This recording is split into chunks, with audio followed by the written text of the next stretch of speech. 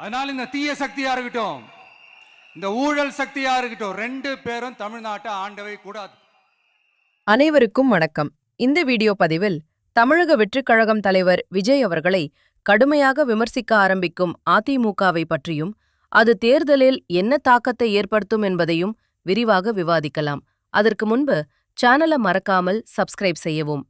கடந்த சில தினங்களுக்கு முன்பு விசில் சின்னம் கிடைத்த மகிழ்ச்சியில் மாநில, மாவட்ட செயல் வீரர்கள் ஆலோசனை கூட்டம் சென்னையில் நடைபெற்றது.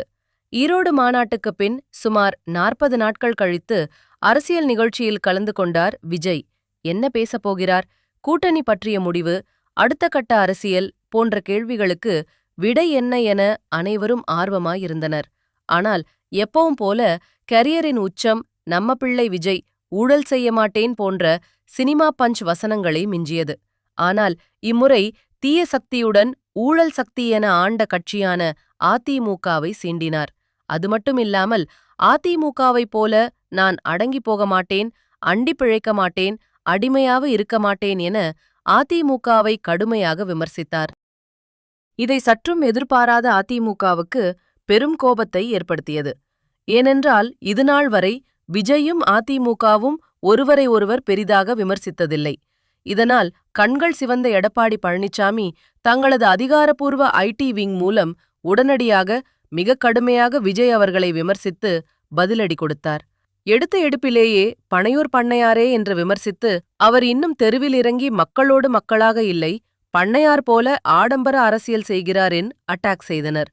அடுத்ததாக சட்டத்திற்கு விரோதமாக உங்கள் படங்களின் டிக்கெட் பிளாக்கில் விற்கப்பட்டு அதன் மூலம் பல கோடிகளை சம்பாதித்த நீங்கள்தான் பெரிய ஊழல்வாதி என ஊழல் சக்தி விமர்சனத்துக்கு பதிலடி கொடுத்தனர். அடுத்த அட்டாக்காக தன் திரைப்படம் வெளியாக வேண்டுமென அன்றைய முதல்வர் வீட்டில் 5 மணி நேரம் கைகட்டி காத்திருந்து வெளியிட்ட படத்தின் பெயரை நாங்கள் சொல்லவா? இல்லை, எந்தவிதமான எதிர்பார்ப்பும் இல்லாமல் உதவிய முதலமைச்சர் பெயரை நீங்கள் சொல்லுகிறீர்களா? ஊழல் என்பது வெறுமனே அரசியலில் பணம் சம்பாதிப்பது மட்டுமல்ல, அன்டியூ இன்ஃப்ளூயன்ஸ் மூலம் தனக்கான வருமானத்தை பெருக்க அதிகார மையத்திடம் மண்டியிடுவதும் அதே வகைதான். பனையூர்காரரே என தலைவா திரைப்பட பிரச்சினை தொடர்பாக அன்று முன்னாள் முதல்வர் ஜெயலலிதா அவர்களை சந்திக்க பல மணி நேரம் காத்திருந்த நிகழ்வை ஞாபகப்படுத்தி, சூழ்நிலைக்கு தகுந்தவாறு சுயநலமாக செயல்படக்கூடியவர் விஜய் என கடுமையாக விமர்சித்தனர். அதிமுகவின் ஆட்சியை ஊழல் ஆட்சி என்று குறை சொல்லிவிட்டு, அந்த ஆட்சியில் கல்வி அமைச்சராக இருந்த செங்கோட்டையனை ஒருங்கிணைப்பாளர் என்று பக்கத்திலேயே உட்கார வைத்துக் கொள்வதுதான் நீங்கள் சொல்லுகின்ற தூய சக்திக்கான விளக்க உரையா? நீங்கள் செய்தீர்களோ இல்லையோ? ஆனால் கரூரில் 41 பேரின் மரணத்திற்கு நீங்களும் ஒரு காரணம்தானே? அதற்கான பிராயசித்தங்களை செய்யாமல் என்ன வழக்கு வரப்போகிறதோ என்ற பயத்தில் 72 நாட்களுக்கும் மேல் பனையூரில் பதுங்கி 15 நாட்கள் கட்சியின் அலுவலகத்தையே மூடி வைத்தீர்களே, அதுதான் நீங்கள் எவ்வளவு பெரிய வீரர் என்பதற்கான விடை.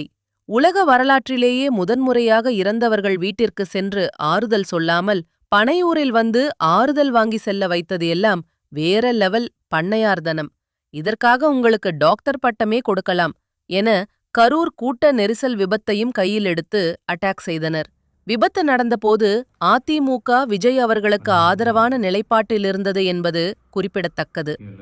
கரூர் சென்று கண்ணீரை துடைக்காமல் கிளிசரின் கண்ணீரோடு போட்டோக்களை வைத்து பேருக்கு ஒரு அஞ்சலி நிகழ்ச்சி நடத்திவிட்டு, குற்ற உணர்வு சிறிது கூட இல்லாமல் அந்த நிகழ்ச்சியிலும் தன்னை செல்ஃப் ப்ரமோஷன் செய்து கொண்டது மிகவும் ஆபத்தான அரசியலின் அடையாளம்.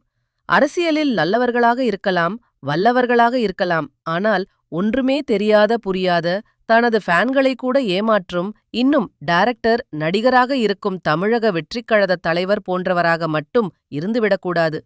நீங்கள் எங்கள் கழகம் குறித்து மனப்பாடம் செய்து ஒப்புவிக்கும் ஒட்டுமொத்த கருத்துருவும் ஒண்ணா நம்பர் குப்பையே. அறிவாலய குப்பையோடு பனையூர் குப்பையையும் கூட்டி எறிந்திடுவோமாக என இந்த குப்பை விமர்சனத்தை தொண்டர்கள் பெரிதாக எடுத்துக்கொள்ளாமல் தேர்தல் வேலையில் ஈடுபடுமாறு தலைமை அறிவுறுத்தியுள்ளது. இப்படி அதிமுகவை ஏண்டா தொட்டோம் என வேதனைப்படும் அளவுக்கு அதிமுகவிடம் வாங்கி கட்டினார் விஜய். இந்த அறிக்கையின் மூலம் அதிமுக வைத்தாலும் தொண்டர்கள் சமூக வலைத்தளங்களில் தனிமனித அட்டாக்கையும் தொடர்ந்து வருகின்றனர். விஜய் அவர்களின் இந்த விமர்சனம் தங்களுடன் கூட்டணி வரவிருந்த டிடிவி மற்றும் அன்புமணி ராமதாஸ் ஆகியோரை என்டிஏ தன் பக்கம் கொண்டு போனதின் வெளிப்பாடுதான் காரணம் என்கின்றனர் அரசியல் விமர்சகர்கள். இந்த அதிமுகவின் அட்டாக் ஆளும் கட்சியின் எதிர்ப்பு ஓட்டுகள், நடுநிலை வாக்காளர்களின் வாக்குகளை விஜய் பக்கம் போகாமல் என்டிஏ பக்கம் வர உதவும் என்பதில் மாற்று கருத்தில்லை. ஆனால் இதுவரை டிஎம்கே ஐடி விங் மற்றும் நாம் தமிழர் கட்சியின் சமூக வலைத்தள தாக்குதல்களை சமாளிக்க முடியாமல் திணறும் நண்பா நண்பிகள் இனி மும்முனை தாக்குதல்களை எப்படி சமாளிக்குமோ என்பதை பொறுத்திருந்து பார்ப்போம். இந்த வீடியோ பதிவை பார்த்தமைக்கு நன்றி. மீண்டும் மற்றொரு வீடியோ பதிவில் முக்கிய அரசியல் நிகழ்வை விவாதிக்கலாம். சேனலை மறக்காமல் சப்ஸ்கிரைப் செய்து ஆதரவு தரவும்.